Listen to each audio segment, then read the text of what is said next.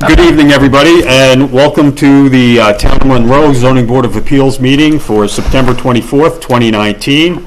I'd like to ask you to all stand for the Pledge of Allegiance.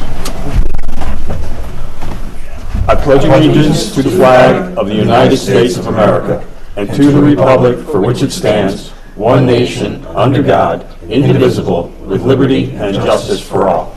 Okay, thank you. And just one note of caution, in case of fires, we have the exit back here that you came through, and if that should be blocked, we go through these glass doors, and there's another exit to the front of the building back there. I don't think we'll be here long enough for the building to go on fire tonight, but we have a rather short agenda tonight. We have, oh, excuse me, roll call. Yes. Aaron Freed. Here. Mike Murphy. Here. Peter Lewis. Here. Kevin Scully. Here. Austin Said. Said. I'm sorry. That's okay. My computer is not working. Okay, and with that roll call, I'd like to mention Austin Syed is our new fifth member to the board. Thanks for joining us, Austin. Thanks for having me. So you're starting with us tonight on a very light agenda. We have two items on the agenda tonight. One is a public hearing on a very controversial shed setback issue. So, Mr. Brandell, if you'd like to come forward and present your case to the board and the public.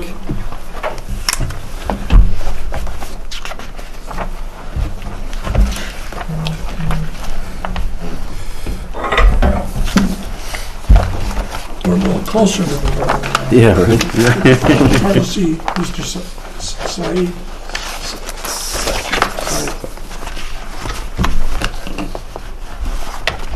So what brings you to the board tonight is that we received a referral letter from the building department regarding a shed that's on your property. It was a pre-existing shed prior to you even purchasing the land. It turns out that that shed has a minimum setback requirement. We need to open the public hearing. Motion to open the public hearing? Make a motion to open the public hearing. Second. All in favor? Aye. Aye. Thank you. Moving along. Sorry. All of a sudden I realized we didn't open it. I'm sorry. Okay, with that procedural matter out of the way, you were referred here by the building department. There's a shed on your on your property that has a setback that is less than 5 feet from the rear property line. I believe it's at 3.8 feet, so we're talking about a variance of less than 2 feet from the code. So if you would like to present your conditions here to the board and to the general public and explain any further details you may want? I think we've discussed it all in prior meetings. For the public. But for the public, we have a shed that's, we actually have a number of sheds, and they all have permits in regards to where they are on the property. We're not exactly sure why this particular shed, which has been here for, I think, 14 plus, 15 plus years, why we've had a situation with this shed at this point, but we certainly want to adhere to what all the rules and regulations are vis-a-vis of the town of Monroe. Well, this shed in question doesn't have a permit yet, does it? We don't know that it doesn't have a permit. We're just not aware of whether it has a permit at this particular time, or we don't know where the permit might be. Okay. Our suspicion is that it did have a permit at the same time that the other sheds and on the property got. We just don't know where and how and what happened to it. Sure. And all of this came to light because you just recently purchased the land within the last year and Correct. and reviewing the files. Right, and the building inspector came out to make sure that we were moving into a property that satisfied the town of Monroe's requirements, and this was the one issue that he came up with prior to us moving in, and we decided that, and he recommended that we come here to see if we could get a pass, because Well, I think the pass would be a variance for the setback issue. Correct. But if there is indeed not a permit, that's obviously, I think, the reason why Ben went out to look and said that I think he said there wasn't a permit, right? It says that there's no permit. Yeah, so I guess that's a separate issue that you will have to deal with them on in terms of if you need I guess. Yeah, I think the issue is you cannot grant a permit Without the without the variance Got it. because it's out of compliance with the code technically. Okay. Good. All right. That pretty well captures the whole scope of this issue that we're dealing with, all in 5 minutes. Are there any members of the public that would like to make a comment, ask a question? Anybody? Okay, not hearing any questions or comments from the public. Does the board have any other items they would like to discuss or address before we close the public hearing? No? No? Okay, with that, I'll entertain a motion for closing the public hearing. I'll make a motion to close the public hearing. I'll second the motion. All those in favor? Aye. Aye. With that, the public hearing is closed. Does that mean we have a variance or? No, now we have to vote on that. We still haven't gotten You guys are going home, there's nothing left. Are you missing us? You want to stay? Absolutely, I mean, we've been here so often for that 14 inches, I know there are lots of people that would be, never mind. Well, I thank you for your good humor about the matter. Okay, we're all familiar with the situation here. We've got a shed that was pre-existing, constructed some 15 years ago. There is no permit. He cannot get a permit for this shed until he has a waiver from the setback requirements. Would anybody like to, well, I guess, David, do you have a motion written that's pertinent to this? I don't have one written, but what I have is, usually what we have is the standards, and you can go through the standards and just discuss them and address them, and and if you're all in agreement, then you can vote, and then we can do a resolution that embodies what the vote is, and I can get that for signature by the chairman. Okay. So I did not bring extra copies, like ordinarily, I think I usually have Yeah, I 5 or know, I 6 usually have copies one. here, That's fine. if any of you have them, but would you like me to? Yeah, if you want to go through the 5. So the criteria in the, in New York State town law for the granting of an area variance is the board has to weigh the benefit to the applicant if the variance is granted as weighed against the detriment to the health, safety, and welfare of the neighborhood or community by the grant. And in making that balancing, it's to consider 5 factors. The first one is whether an undesirable change will be produced in the character of the neighborhood or a detriment to nearby properties will be created by the granting of the area variance. No. Anybody aware of any, or raise any concerns in that regard? I think, in the board's prior discussions, I think it was brought up that obviously the shed's been in there for an awfully long time, and there's no current detriment, and there's no neighbors that are complaining about it creating a detriment. Right, the next paragraph is, or the next criteria is whether the benefits sought by the applicant could be achieved by some method feasible for the applicant to pursue other than an area variance. Any No. thoughts or discussion on that? No. It's a concrete slab that Yeah. can't be moved. All right. The third criteria is whether the requested area variance is substantial. No. No. No. And the fourth is whether the proposed variance would have an adverse effect or impact on the physical or environmental conditions in the neighborhood or district. No. No. And the last is whether the alleged difficulty was self-created, which consideration is relevant, but it's not, it's not by itself determinative. Yes. So it's probably, in circumstances like this, where you buy the property with constructive knowledge that it may not be in compliance with the zoning code, that is typically considered a self-created hardship, but it's certainly one that can be outweighed in a circumstance like this if the board sees fit and by the other factors. I think, given the fact that it's such a minor variance, it's less than a 2-foot waiver from the code, the fact that it's been out there for 15 years and there have been not a single complaint from the surrounding neighbors, and based on the attendance here tonight, it's not a controversial issue with the neighborhood. I don't see where, granting the needed variance here would cause any problem. So you might want to entertain a motion to grant the variances. And if there's any conditions you can think of that you would want to impose, I can't think, I don't remember any of coming up during the prior discussions, but that would be the next procedural step to entertain a motion to grant or deny. I'd like to make a motion to grant. Oh, second. All those in favor? Aye. Aye. Congratulations. I'm in favor. Okay. I guess, thank you very much for your indulgence, gentlemen. No lady. problem. And we hope we don't have to see you very soon again, Yeah. unless it's at the grocery store. Yes. Thank you both for your patience in the process. Thank I you know it very, was very probably a number of meetings that you hadn't expected, but the board got through some technical issues and had to face them, and they got 14 through inches it. went a long way. I'll call you when I have the signed resolution, and then once you have that, then you go to the building department to see what your next step is with that. Thank you very much. You're welcome. Thank You're welcome. Have a good evening. It'll be at least a week before I call. So don't think I'll be doing it tomorrow. My second one.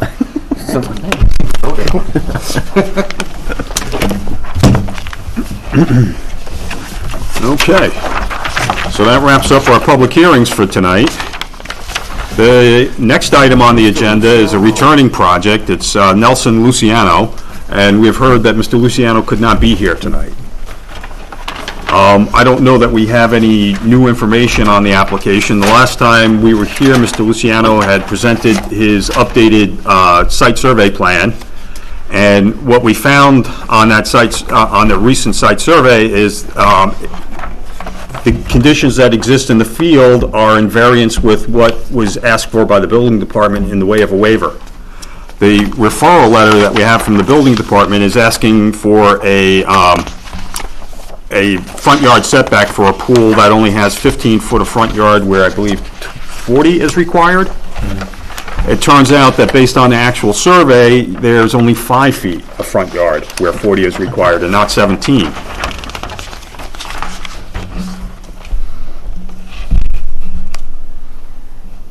So procedurally, I don't know that we can grant him, even if we were to go, the next step, we couldn't really grant him a variance that would do him any good, because the variance that's being requested is 17 feet, and he needs 5. So procedurally, can we just refer him back to the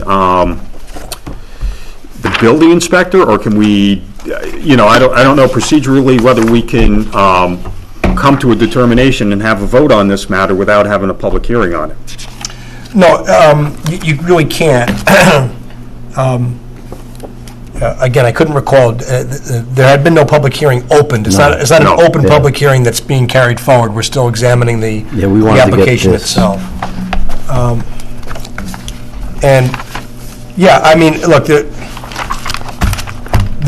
board cannot vote one way or the other on the area variance criteria set forth in the code without opening the public hearing and giving the applicant the ability to present evidence at the public hearing. Right. So, But do we need to have the application adjusted to represent the new information? yeah, so the answer is, yeah, I mean, the application, part of what the board is doing up front when it engages in these meetings prior to setting the public hearing is making sure that the application is in order and that everybody knows what variances are actually requested or required before setting it for a public hearing. Because one of the things you're doing is you're letting the public know, when you set the public hearing, you're sending out a notice saying the applicant is asking for these particular variances from these particular sections and these particular amounts. And so the public can come and understand that and know that. So right now, I think the board has been trying to get that right, and we didn't know, well, I should say, let me rephrase, has been trying to get the applicant to get it right. Right. And to make sure that the board knows what it's dealing with in terms of what the request actually is. And it wasn't until last meeting that the board understood, once the applicant finally provided the survey, what the actual dimensions are. Right. And I can't quite recall exactly where we left off at the last meeting, what we were asking the applicant to do between the two meetings, if anything, or what we were expecting. Can somebody Well, refresh my there were memory? two things. One was that there is the surveyor has shown an easement across the property, right, where their driveway is, and we haven't seen the deed to that easement, so we don't know who that easement is for and to what benefit. You know, the survey map shows the easement in meets and bounds, so it's very prescriptive in that nature, but, and it calls out the Librarian page of the easement, which Mr. Luciano did not have a copy of, and it's not in our application package anywhere. So we were asking him if he could go look that up and find out what it is. Not that it really impacts his front yard setback problem. Right. The other problem that we have here is that there's a fence that was constructed around the yard, and there are other improvements also that extend beyond the property boundary by a significant amount. The fence is anywhere from 4 feet to 7 feet out into the public right-of-way. So, there's a couple issues, right? So, one is that it's one thing in trying to get the footage of the variances that are requested correct. Where is the pool? What is the actual distance to the property line? What is the actual side yard variance that's requested? Those are the issues that the board has been trying to get at with the survey. And the board now has the answer to that in terms of both lot coverage and the front yard, side yard, et cetera. And so the board now knows what the requested variances are.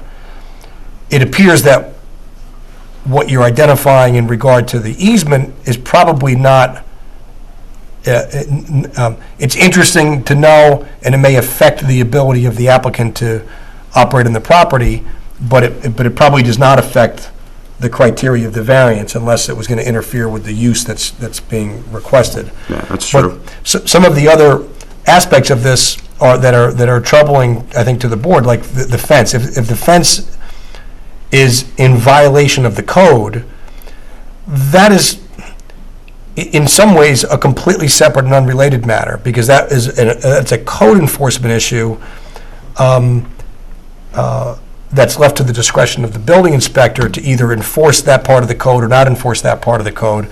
And if the building inspector is going to enforce that part of the code as against this applicant, if indeed it is in violation, I don't know if it is or not, it's up to him to determine that, then the applicant will either have the choice to take it down or to fight it, or to ask another variance, a different variance. As I'm sitting here right now, some town codes or village codes have provisions in them. I call it a clean hands provision, where there's a prohibition against the zoning board from granting any variance if there's an existing code violation on the site. I don't know that would have, I don't know if Town of Monroe has that in their code specifically. However, I don't think that there's been a violation cited by the building inspector. Right. So I want to be careful to make sure that the zoning board doesn't exceed its jurisdiction and sort of be perceived as, not that it's doing that, okay, it's not doing that, but I don't want the perception to be that the board is hunting for violations, because it's the building inspector and the code enforcement officer that's in the first instance charged with that responsibility. So my thought is that if Mr. Maldonado were to have cited him for other building code violations, then that's one matter. But if there is no outstanding other violation other than the ones that have brought this particular applicant before this board, I think the board would be within its power to address that application, not the other things that the board is pointing out that might otherwise be in violation, because those might otherwise affect whether he can have a CO on the property or his other property rights, but it's not before the zoning board, which is a board of, limited jurisdiction and powers. Right. Those other issues might ultimately be brought before the board, but they're not technically before the board now. That's my view. But how does it become something that Ben is aware of? Like if these fences are built in, like who makes Ben aware of the fact that this is the case? I think anybody can make him aware. I mean, the board can make him aware, any individual member can. Members of the public can make him aware, all the different ways that, you know, one human being learns about all sorts of things in a very large town, you know. He can't be everywhere at every moment, but if somebody brings something to his attention, then he addresses it. Sure. Well, it's Does not. that answer the question? It does, You kind of can a- do that. yeah. In a roundabout His way? attention. Yeah. We not did threatened. share Yeah. this updated Yeah. survey map with Ben. We sent it to him and said, you know, do you want to issue a new referral letter based on the updated survey map with all the additional information that's on there? And got an email back and he said, no, just deal with what's in front of you. Sure. But our role is to approve the variance or not approve it. Right. Which would then move back to Ben, because Ben is waiting to issue a permit for this. Or recommend they take the pool down. Right. I mean, there's the other option. Right, take enforcement mechanism depending upon, right now, he said, this is not in compliance with the code. If you want any chance of getting a permit and to be in compliance with the code, your only chance is to go to the zoning board and ask them for Right. an area variance. And if they give it to you, then it's now in compliance, Right. that part of it. Right. And if they don't give it to you, then it'll remain out of compliance. Right. And our role in that is as it relates to only the pool, not to Right. the fence. Correct, the fence is not part of the Right. application. But could get called into attention. It- after the- Yeah. Yes, exactly. It could well be something that ends up before the board. Right. If Ben looks at it and says, hey, you know what, on further review, the fence is out of compliance also. He issues a violation notice to the applicant. I think what the board was trying to do by bringing it to his attention is be more efficient, to say, look, if there's other issues here, you know, we're not out to get anybody, certainly, but if there's other issues, let's deal with them all at once. It might be more efficient for the property owner. But, you know, if Ben is saying, look, what's before you is what I've sent you, then that's what the board can deal with, what he has sent. Right. But But, approval of a variance. Approval of the variance for a pool could set a precedent that could cause the fence to eventually be approved. And that's something that needs to be considered. right. Potentially, depending upon what the nature of the violation of the fence is. If the fence is too close to the property line, that may be one thing. If it's too high, that might be another. I'm not sure exactly what the issue, I don't recall what the issue was, the fence that's been identified as. Well, it's- The height or location? It's or the both? location. It's off his property proper. It's in the right of way. It's also the location. It blocks the sight distance when you come from Park Terrace onto Cromwell Hill Road. So in that respect, to me, that's a greater problem than the pool. But when you look at the pool in its entirety, the entire pool is in variance, you know, because you got the 5-foot offset that it has, and then it's a 26-foot wide pool, diameter pool, so that's only 31 feet. You have to be 40 feet is the front yard requirement. The pool in its entirety is in the front yard. And I haven't really heard this brought up yet. The deck is part of the pool. There's a deck on the pool. Yes. And we keep saying the pool. The deck is included in that, correct? Yeah, I think it's just not being brought up because the pool itself is 5.3 feet from the property line, whereas the nearest part of the deck is 6.4. So it is too close, but the pool's closer. Okay. I think that's, Okay. yeah, but you raise a good point. But then what would be our responsibility, like code violations or not? That Ben couldn't recommend them to come back to us to get a variance for a fence that's not on his property line, because No, we couldn't grant that. that's a code. There's no fence ordinance in the Yeah, that's in the town. problem with that. So I believe that in the email chain, Ben and the highway superintendent both discussed the fact that being that there is no ordinance, that they have no right to enforce it. I have a contrary opinion to that. I mean, you cannot go out and build structures in a public right-of-way without permission from the town to do so. Right, so I mean, I think it's the mixing and fact that matching we don't have issues. a Yeah, law it's a against it little doesn't mean you can do it.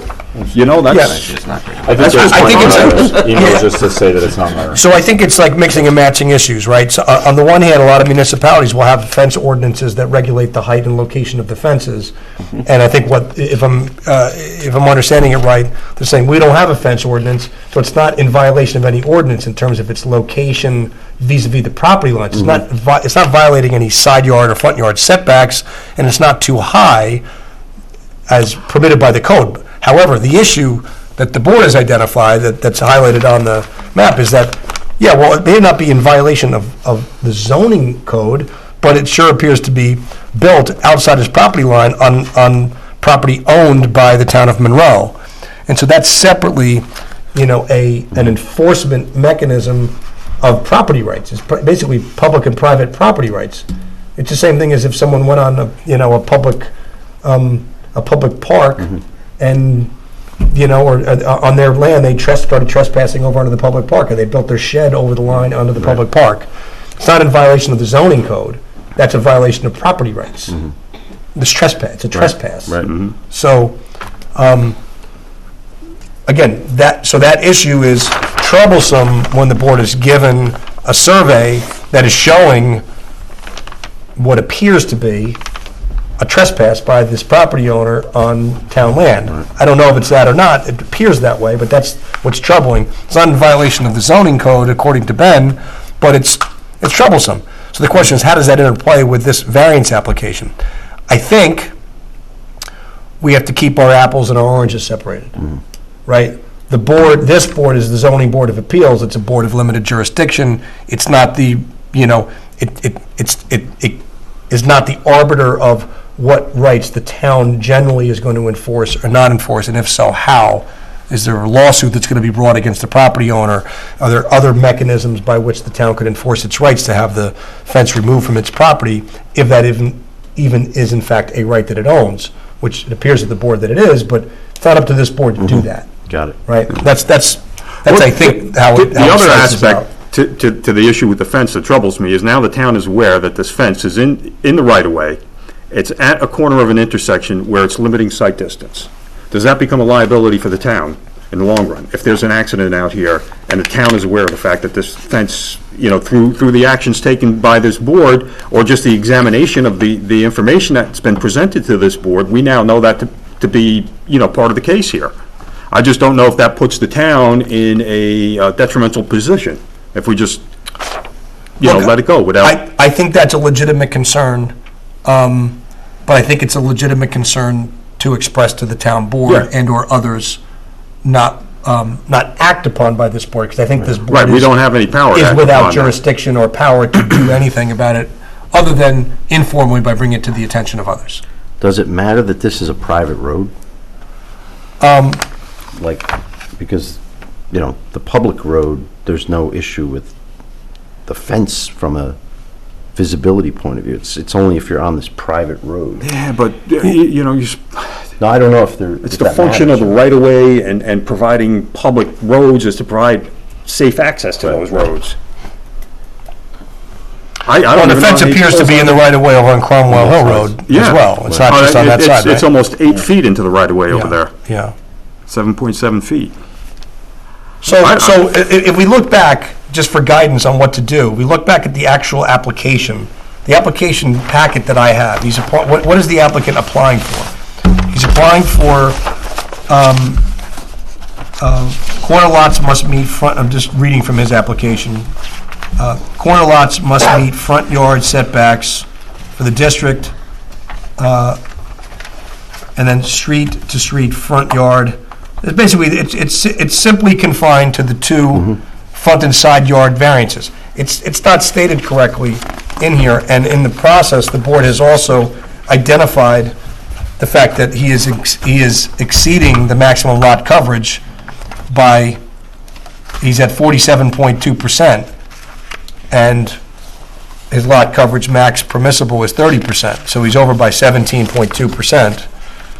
As well, and that's not part of his application. Right. Actually, the maximum lot coverage in this zone, unfortunately, the zoning table that's on this map is not consistent with the zone. that it's in.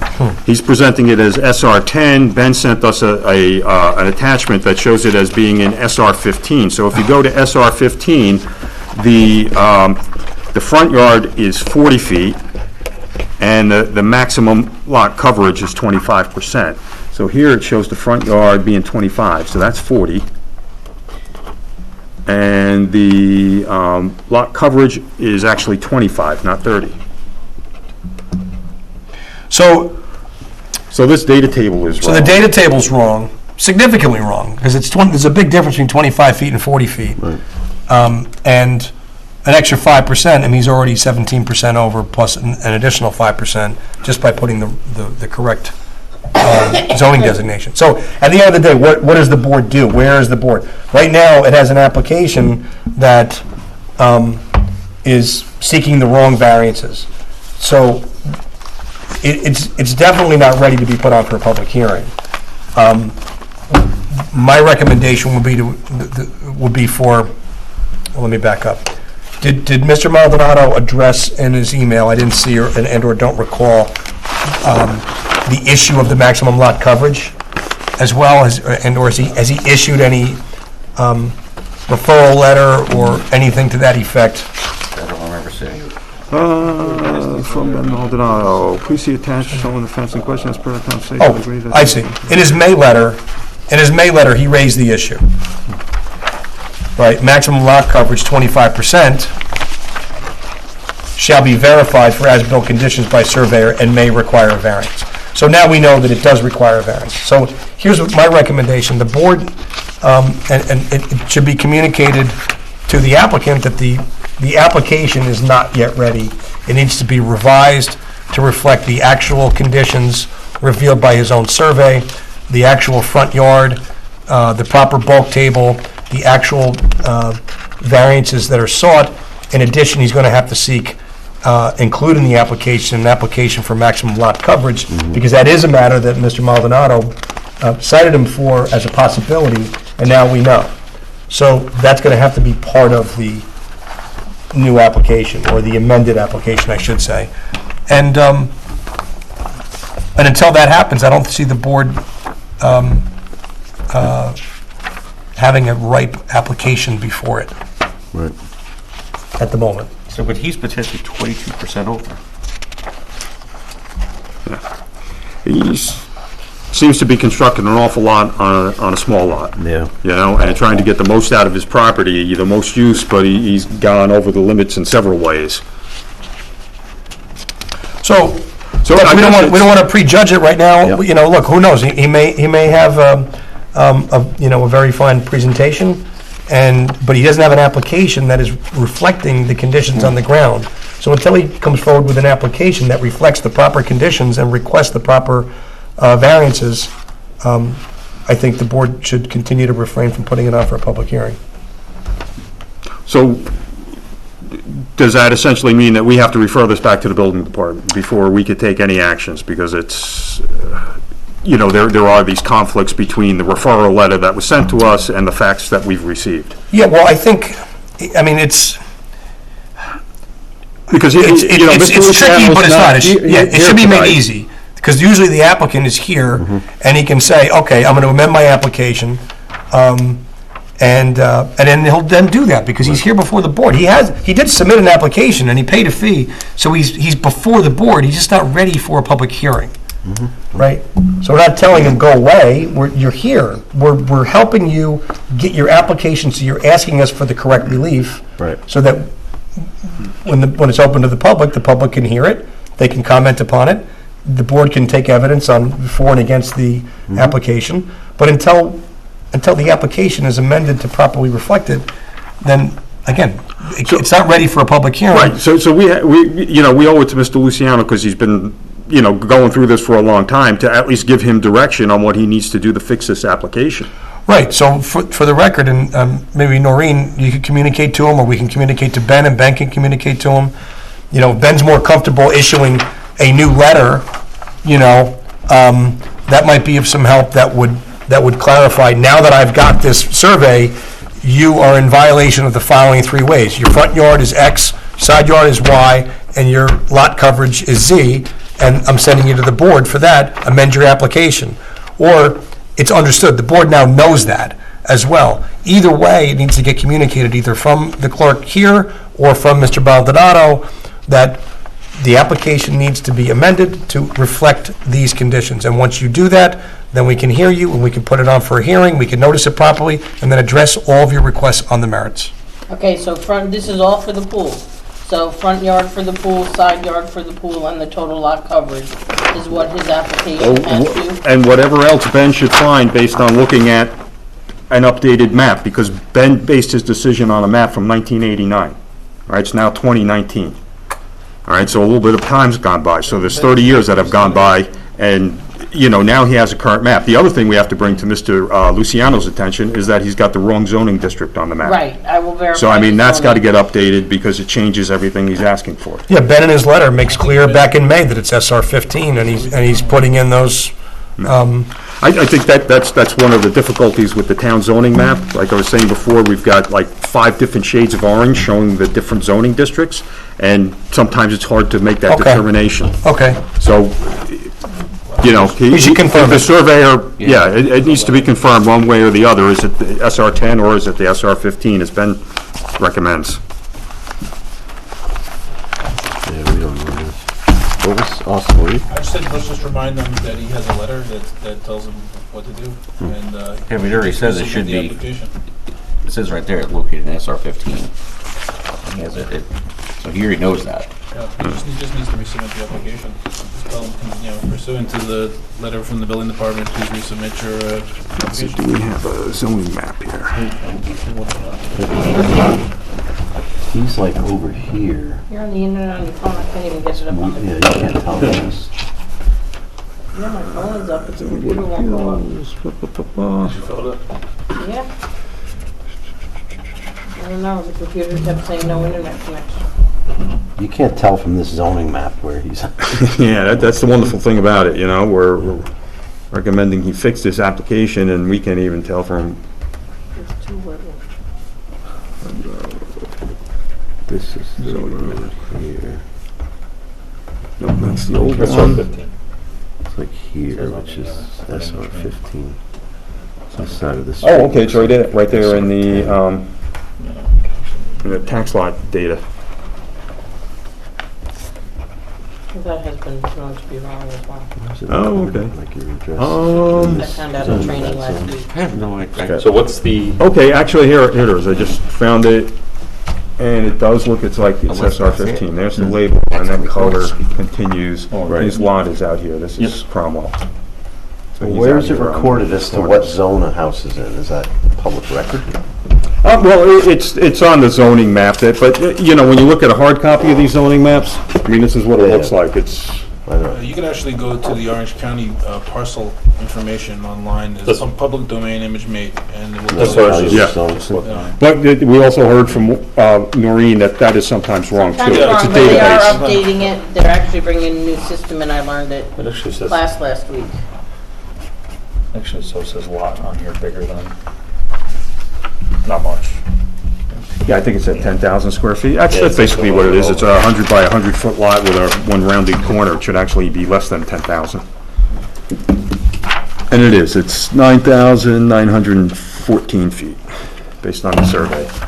All right, so I think we've given, you know, without him being here, we're giving Mr. Luciano some instruction on what he needs to do to fix his application so that we can bring it to a public hearing and make a decision. He's gonna call tomorrow and let me know to see how it made out tonight.